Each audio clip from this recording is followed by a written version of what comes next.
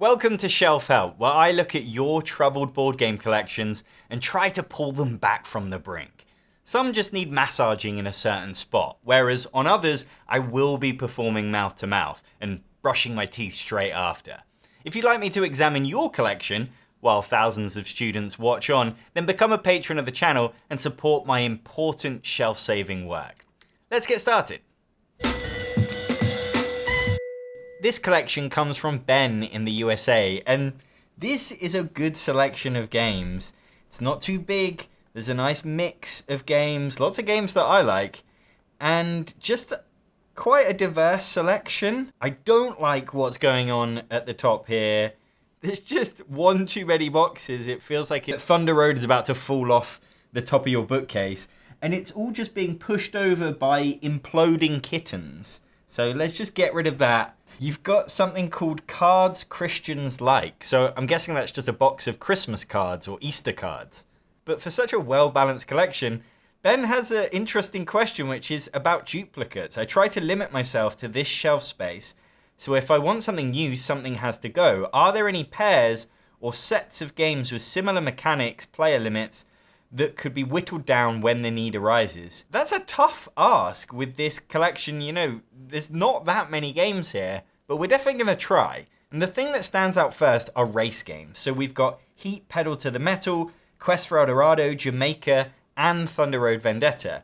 So all race games, but all quite different. I could totally imagine someone justifying owning all of them, but if you're trying to make space, then you could definitely ditch a race game. Heat, Pedal to the Metal, and Quest for El Dorado are both quite strategic deck building games. Heat is kind of a push your luck game. You're taking on heat into your engine every time you want to push your car. And so it's really about just kind of managing your deck and timing when you're going to get the cards you need, because you've got to slow down for corners. Whereas Quest for El Dorado is about buying cards, because you've got colors for different terrain in this kind of landscape. So you need things that are going to get you over water, and then other cards are going to get you through the jungle. And so it's timing and sort of balancing what cards you have and what you're going to need. But they're sort of similar weight. Quest is probably shorter, more like an hour. Heat can sometimes take 2 hours. Heat's going to play up to 6 players, which is quite handy. It's a very flexible game. It will play from 2 to 6 players. I mean, there's even a solo mode, whereas Quest for El Dorado is only going to take you to 4 players. But at the same time, Quest for El Dorado is probably easier to get through. It's a quicker game. It might come to the table more often, but if you love that car theme, and then Heat's got expansions built in, there's a lot of content. You can play tournaments with it, whereas with Quest for El Dorado, it does have a little expansion built in, to be fair, but it's not maybe quite as rich. You couldn't just play it as much, although it is very replayable. Jamaica is the one that I would personally ditch. I'm just not as fond of it. It's a more family weight game, but more complicated than I think it deserves for that kind of game. And then Thunder Road Vendetta kind of stands out as being different, because you are bashing each other, you're shooting each other, you're trying to knock each other off the road. It's really the board game equivalent of Mario Kart. I think it's great. Yeah, I would try and choose between Quest for El Dorado and Heat and probably get rid of Jamaica, and that's going to whittle that down. Another one that stands out is area control. So you've got Small World, Cyclades, Ethnos, and Condottiere. So Small World is a very gateway area control game. I'm not a huge fan of it. It's got this fantasy theme, and it's got this interesting mechanism where you'll have these fantasy races that you control, but then they die off, and then you sort of have to replace them. And it's that mechanism that makes it different and interesting, but it also just makes it very much its own thing. And it's that I've sort of bounced off, because it's much more about the timing of when they die off than a lot of what you kind of want from an area control game. It's a very cool idea that totally works, but it's very much its own thing. Condottiere is a small card game. I find that it's a bit drawn out, but for such a small box, you're getting quite an interesting different game. You're getting an area control game, which is unheard of for that size. So I could totally, justify keeping that. Cyclades is much longer and involved. So if you've got the time for that, then it's definitely a brilliant game, but you could definitely imagine getting rid of it because you just can't get it to the table nearly as much. And with higher player counts, it's really going to take its time. And then Ethnos is sort of more of a light gateway game. So I would say that clashes with Small World because they both got fantasy themes. For me, there's downsides to both of them, but they're both decent. So I think it comes down to which one do you prefer. I definitely wouldn't own both of those. And then we're really starting to clutch at straws to find other duplicates. If you want, you could group together your engine building games. So you've got Space Base, you've got Century Golem Edition, and Middle Ages. These are all essentially engine building games, albeit quite different. Space Base is a dice game that's very similar to Machikoro. Middle Ages is like a tile collecting game, and Century Golem Edition's got like a card engine thing. Yeah, the heart of it, it's still that same kind of strategy. You're collecting stuff to make you more powerful for later on. You're trying to make this engine that really kind of combines with itself and works efficiently to get you the most points. And this is maybe more down to personality. So Space Base is less interactive. You are very focused on your own thing. You do stuff on other people's turns, but it's very much head down. And yeah, you don't massively care what other people are doing except they're taking cards that you want.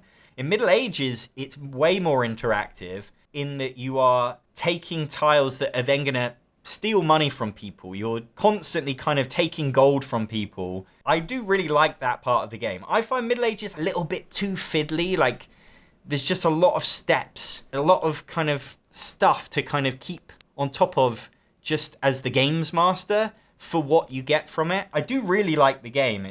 That was just a minor complaint I had with it. Century Golem Edition, I find those games a little bit dry. I'm not a big engine building guy, but it's definitely on the shorter side and probably a bit more gateway. So if you're playing with people that are newer to games, they want simpler rules, then maybe that's the one worth keeping in it. And then there's a made-up category that I've found, and what I would call a chaos game. So you've got Survive Escape from Atlantis, Colt Express, Thunder Road Vendetta, and Wandering Towers. These are all games where you're heavily interacting with other players, messing with each other, and you really can't keep hold of strategy too much. It's an experience game. You're following what happens. You're telling a story, but you can't get too upset if someone ruins your plans because that really is the game.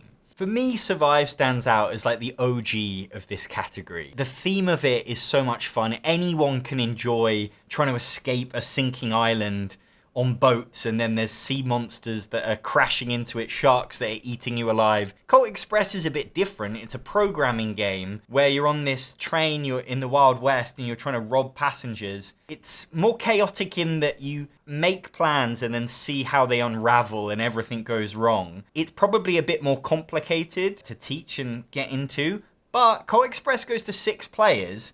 Survive only goes to 4, unless you've got the expansion, which takes you to 5 and 6. Wandering Towers also goes to 6, whereas Thunder Road Vendetta is letting itself down. The base game only goes to 4 players, and I do think for that kind of game, it's fun to have more players, more chaos. I think you should definitely keep Survive. I could imagine getting rid of Colt Express or Wandering Towers. You know, it's a fun category. By all means, keep all of them. If your shelves are overflowing, why not play a game that doesn't take up any space? Because it's the perfect time to get back into Hearthstone, just in time for expansion 35, Cataclysm. I get it, you moved house, you had a baby, your YouTube channel's been taking up all your time. Me and you are the same. And somewhere along the way, you lost track of what really matters, your Hearthstone collection. And now you feel so far behind, you think you'll never be able to compete. But there's just been a core set rotation, so everyone else is relearning right now as well. It's the perfect time to jump back in. The Dragon's Horde of Rewards unlocks trial cards from expansions 32 and 33 for a limited time, so returning players can build real decks right away. It's like meeting up with an old friend after 2 years. You're straight back up to speed like no time was lost. Except Hearthstone won't tell you you're looking tired. So don't miss this chance to level the playing field. Click the link in the description to download and play Hearthstone for free on PC or mobile. And thanks to Blizzard Entertainment for sponsoring this part of the video. This collection comes from Fernando in Mexico, and he's clearly got some space. There's a massive gap right in the middle of his shelves. Feels like maybe he just took out his Monopoly collection just before taking this photo. He says, I play board games with two groups most of the time. One group is always eager to play more complex games like Spirit Island, Root, Scythe, and Brass. The other group prefers lighter games like Ticket to Ride, Catan, and Quacks. What board game would you say I'm missing for my gaming groups? I'll start with the easier one first, the lighter games. You've got a lot that I would recommend. Heat is great, Sheriff of Nottingham, Quest for El Dorado, even Mysterium Camelot, Azul, Cascadia. There's a lot of games for that level, so maybe you play with those people more, but you seem like you've got more variety in that area. Some ones that I recommend that maybe not quite as common, I definitely try Parks. This is like a next step game, so more like Heat as opposed to something like Ticket to Ride. It's got a theme that everyone can get on with, beautiful artwork, and I really like the balance of focusing on your own strategy. There's a bit of engine building in there, but also racing against the other players, trying to get ahead of them to collect the resources you need. And just that kind of game seems like it might be missing from your shelves. It feels different enough from all the ones that you already have in this category. And I really like what they added with the second edition. It makes it feel like a more complete strategy game. A less talked about game that I'd recommend is Nunatak. This is where you're all collectively building a 3D ice pyramid, and you're trying to get your blocks in the right places to score the most points, but you're also collecting sets of cards at the same time, and there's this really interesting connection between the cards you want but the places on the pyramid that you want. Really easy game to get into, definitely the right level for this kind of group. A real family game that anyone can enjoy, as long as if you can play something like Ticket to Ride, you can play Nunatak. And then I think Rebirth could be a nice pick. You've already got Quest for El Dorado and Ra, which are great Reiner Knizia games, but this one's very different from that. You're taking it in turns to place your tiles out onto this map of Scotland, and you're trying to control castles and just score points in a number of different ways, and you're getting in each other's way. You're trying to spot opportunities and make sure you don't miss out on things. In terms of the gameplay, it's so simple because you literally just play a tile, and then the next one plays a tile, and the next one.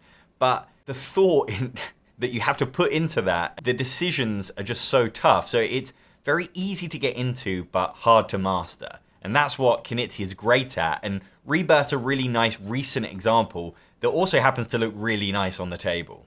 And then for the heavier group that like Root, and you've got Blood Rage and Spirit Island, you definitely seem to be leaning more towards the strategic heavier games. You're not so into the big dice chuckers. So I would recommend Cyclades. This is, a Euro game, but that also has this dudes on the map feel.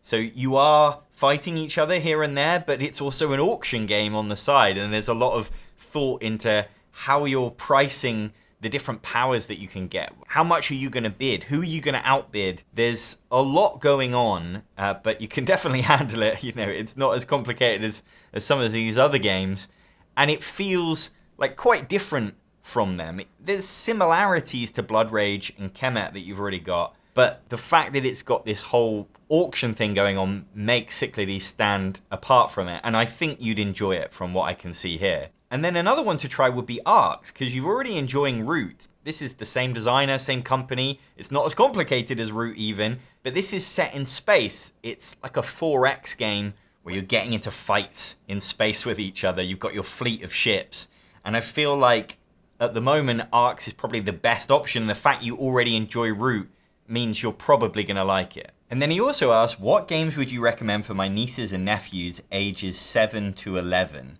Well, I would have said Forbidden Island, but you've already got that. It's a great entry-level cooperative game about trying to escape an island that's sinking into the sea, and just has a real sense of adventure to it, but without complicated rules. Sushi Go Party, another great family weight game that would be great for that age. I imagine Codenames Pictures is working well, but in the party game line, I think Stella is a brilliant family game. It uses the cards from Dixit, but it just turns it into a game that I find so much easier to play, and it really plays on this idea of thinking like each other. So if the word is celebration, which of those surreal artwork cards makes you think of the word celebration. And then you take it in turns to reveal one of your picks. And that's the bit I love about the game, is just that when you realize that you were thinking in sync with someone else, it just gives you these fun moments with your friends or family where you're like, oh, we get it, but no one else does. It just makes you feel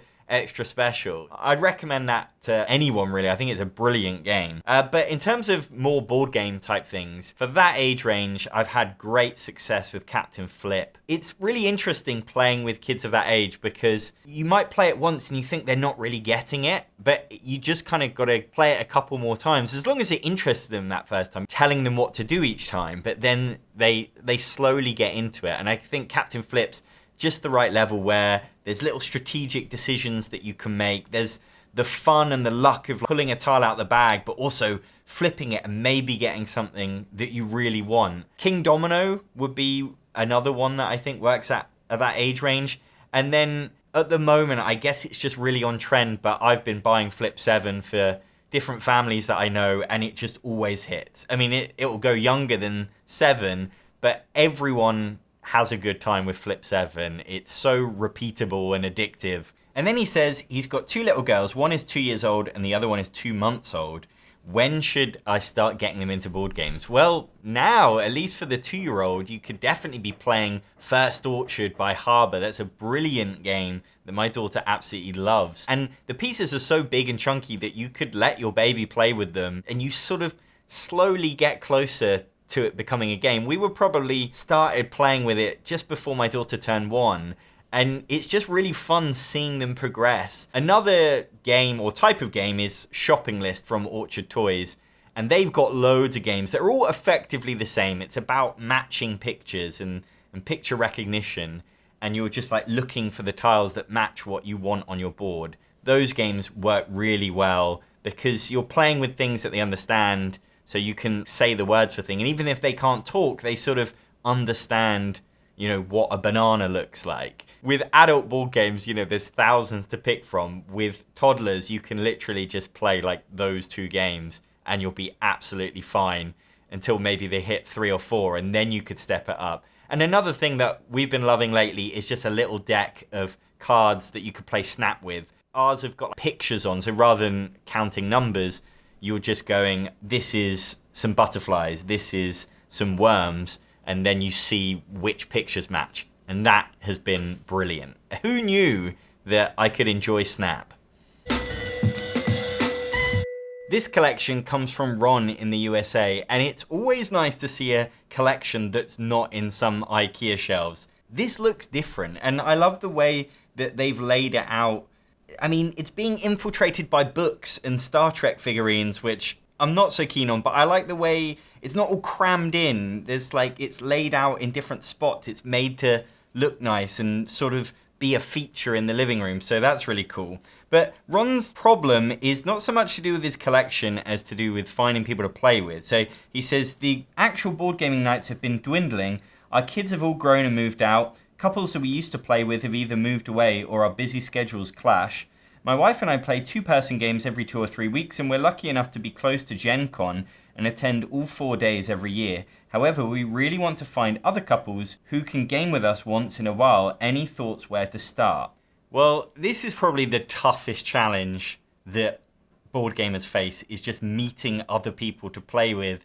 And yeah, it's so sad when you might lose a friend because one of you moves away, and just having regular people to play with is just obviously vital to keep up with the hobby. The first place that I would always start is trying to find a local game night. So going on meetup.com, Facebook groups, and try and find something near you that you can get to, because people that go to those groups, they're trying to meet people too. We're all in the same boat. Everyone just wants to meet people that they get on with that will play games with them. And so I recently moved to a new city, and I was going to that meetup group to meet other people because that's what everyone else there is for. So even if you don't end up making lifelong friends with them, at least there that night you'll get to play games with people. And slowly over time you start to get to know them, might become friends, start inviting them to your house, or you keep going and you get to learn the people that are more aligned with your tastes, or the kind of person you want to make friends with. It takes time and it's really daunting. It's vital. It's like the way to meet people, and it's worked for me loads and loads. And now I've got lifelong friends that I met at a board game group, but it took time. It took years in some cases. I think a lot of people close themselves off to going to meetups because they're scared of having a bad time, but because they think that, well, I'm the kind of person that plays games with my friends. I'm not just looking to play games and it doesn't matter who I play with. It really matters who I play with. And I totally agree with you. That's exactly how I feel. I play games as a social hobby and I want the people I play with to be my friends. But you got to start somewhere. And there are people that if I hadn't have been to game nights, I never would have become friends with them. And now I wouldn't have, loads of connections of people that I can play with. If I just relied on my existing friends or kind of meeting people through chance encounters, through work colleagues or friends of friends, I never would have got anywhere. It's just way too hard. And what you find is there is a lot of people in life that like a board game. For sure, they'll play one here and there, and they will accept an invitation to your game night, but they're never seeking it out, and they're not as passionate as you are, and they don't want to play as often as you do. And often that's our partners as well. And so rather than relying on them and kind of pressuring them and maybe turning them off because you're inviting them too often, you just got to get the sense that it's not their bag. They're just not as into it. You need to meet the people that are into it as you are, and that's where you're going to meet them. The tricky thing is if you do all that research and you can't find a game night, well, then where do you go? Well, I would say it's then sort of on you to try and arrange something. It's a lot of effort, but these meetups only exist because one or two people put the effort in and created a community. And if you're looking for a community, then if one doesn't exist, someone's got to make it. Aside from that, there aren't loads of other ways to meet gamers. I would say definitely look for local conventions. It's great that you go to Gen Con, but Gen Con is so huge that it's attracting the whole of America to it. So you're not just going to bump into someone that happens to live near you. In the UK, there's a lot of smaller conventions that might take 300 people. They're going to be pulling from kind of nearer communities, so you could get to know people there. And then when you're at these more local conventions, make sure you're taking part in tournaments, that you're offering up places on your table for other people, or you're joining other tables, because that's how you're going to get to talk to people. I think at conventions, it's quite common that you might join a role-playing game and play it for a few hours and probably really get to know the people there. That doesn't quite happen so much with the gaming. Although I have seen, if you get involved with a Facebook group of a convention before you go, there are people going, who wants to play Scythe? And then, people jump in. And it can feel weird to me to like pre-arrange what you're going to play. But at least then, I'm going to meet some people here, going to meet some people there. You've really just got to kind of put yourself out there. And when I moved to my new city, I was just trying lots of different things to try and meet people. I went to a couple of different conventions. Like if you were single and wanted to start dating, it takes work, but then you really get the reward for that, at least with finding gamers you do. This collection comes from Amanda in the USA, and it's a good size, but there's a second photo we're spilling over to a completely different bookcase with a huge collection of Dice Throne and Final Girl. I feel like those could fit in to the existing bookcase. And it makes sense because Amanda says, I've never gotten rid of a game so far, and I hold on to some hoping I'll find the right people to play it with. As a 37-year-old that rarely leaves the house and never talks to strangers when I do, should I just kiss this dream and these games goodbye? Well, probably, at least with some of them. I think keeping loads of games around for that maybe one day opportunity is holding yourself back. You could have a much neater, more compact collection that isn't overspilling into another bookcase, but you also are allowing yourself space to enjoy something new, something you will actually get to play. Keeping those games around is this constant reminder that you're not getting to play them. Every time you go to your shelves to pick out a game for game night, there they are, disappointing you again because now's another opportunity that you're not getting to enjoy them. Whereas if you got rid of them, you just wouldn't be thinking about them as much, and you'd free up space for something that you can play right now that your group is going to be into, and that's always going to be more fun. As a general rule, it's better to keep this healthy, evolving collection of games that you are playing. Because even though Amanda's not running out of space, and she hasn't asked me to pick games for her to get rid of, the fact that she's never gotten rid of a game just rings alarm bells for me. There's dead weight in this collection. There has to be. Because nobody plays every game that they've ever bought and enjoys them all equally. And your collection should represent you and the games that you like. So if you had that magical next door neighbor move in that loves board games and they came and saw this collection, would you be proud of every single game on that shelf? Because you should be. I don't know exactly your taste, but judging from what I can see, we've got a lot of lighter games, party games, family, and the odd strategy game. But it's definitely on the lighter end of things. But even someone like that doesn't need to own what looks to be 3 copies of Munchkin down here, and then there's a Star Munchkin Deluxe. That's a lot of Munchkins. I reckon you probably don't need 4. You got 2 copies of Exploding Kittens, and then you've got games on the floor here. Now, just from looking at it, it seems to me like you don't like Wingspan and Wormspan as much as the other games. It just feels like you're relegating them down there. And Amanda goes on to say, I'll set up a board game night where I plan on playing a couple games and introducing a new one, but we rarely ever get to the new ones. How do you get people to stop having fun with what they're doing to start something you want to do without sounding like a 4-year-old? I mean, I've definitely been there, but it's your game night. So as far as I'm concerned, you are curating that night. You're picking the games. If you want to play a new game, then bring it out at the start. Just because they might not be familiar with it, you don't need to warm them up. This is your game night. You're the host. As long as it's not really complicated, and none of the games on your shelves are, I feel like you can prepare them ahead of time, tell them this is what we're playing, this is what's on the menu. I know people do struggle with this. They have friends that just always want to go back to the same games, and it's a blessing and a curse. If you're the host, then you get to decide. That's one of my actual etiquette rules, is that, you know, you don't bring games to game night. The person who's hosting gets to pick those games. And part of that privilege is that you can pick new ones and introduce something new. You're obviously not going to take them totally out of their comfort zone. If they only like party games, then maybe you only introduce something really light for them. But it's really not that bad of a thing to have to play a new game. So as long as you've learnt the rules and you pick something that you think they're going to like, then you don't need to worry. Just get it out, set it up before they turn up, and then they can't refuse. I don't think you're tricking them into it. It's not like that, but it's your game night, so you get to decide. She mentions that she will try new games on Board Game Arena and then buy them, but she's only actually got to play 2 of them so far because her friends tend to want to play what they like. How do I politely expand their horizons? This is tricky because I've rarely encountered board gamers that just want to stick to the same games. They're out there, the people that really want to play the same game. But it's strange to me, this idea of just kind of always going back to what's safe. I think it's all about setting expectations, but also just being honest with what you're looking for. So you're organizing this game night and they're used to just always playing what they like. Well, that's what they want. But what about what you want? You just need to communicate that I would really like to play something new. I've got these new games. I'm really excited about them.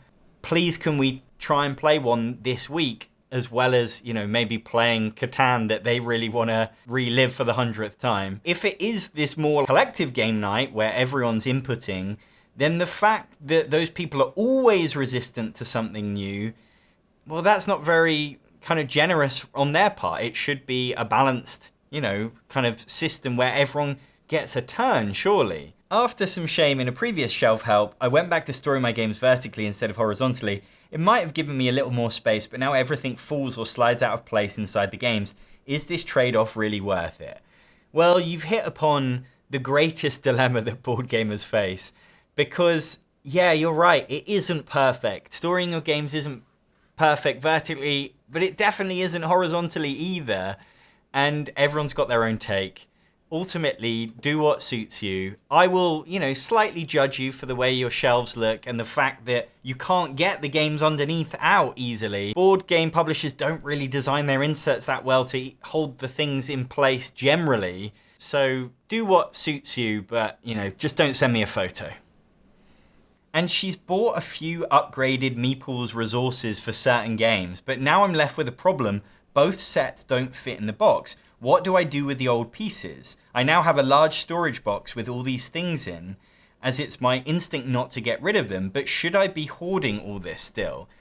I mean, that is such a tough question to answer. I've been there myself. I'm sure I've got old pieces somewhere stuck. Or like 2 of the same now in the box. It is this kind of annoying downside of upgrading something, is you feel wasteful getting rid of it. I think if you've got specific game pieces that you've upgraded, then you can get rid of it. As long as it fits in the box and there's no downside to them, then I think get rid of the originals, because even if you sold that game later, you can just sell it with the upgraded pieces and maybe charge a bit more if you want to. I think for me, it's like the thought of if you had something like metal coins or something and you got rid of the cardboard coins, but then you wanted to sell that game's now useless unless you put the coins with it. So if you want to keep the coins, then you should keep the cardboard coins to replace it when you sell it. It's definitely something that puts me off getting upgrades for too many games. I think the rule is only ever get these specific game upgrades if you love that game and you're playing it a lot. But be prepared for it now to be heavier to take to game night, that it won't all fit back into the box as well. I've got the BGG plastic bits for Burgle Brothers and I just can't get them in. Like, I've had to remove some of them because the box won't close. And then you can, buy some special insert on Etsy that is designed to fit those plastic tokens. But by that point, you spent like £100 on one game and it's just totally not worth it. Like, the lifestyle upgrade of using those plastic bits just is not enough. And I don't play that game enough for it to be worth all of that hassle. And I could just have saved all of that time and money and put it towards something else, another game, and just more time from my life. That's all the time we've got for collections today. If you've got any suggestions for any of these people to save them from their troubles, then please stick them in the comments. And if you'd like some shelf help, then please become a patron of the channel to support this very important work that we're doing here. If you like this video, then please subscribe to the channel. I'm John Perkis. Thanks for watching. Don't miss out on the Dragon's Hoard of rewards. It's the perfect time to get back into Hearthstone, because with free trial cards and a core rotation, they're leveling the playing field. Click the link in the description to download and play Hearthstone for free on PC or mobile.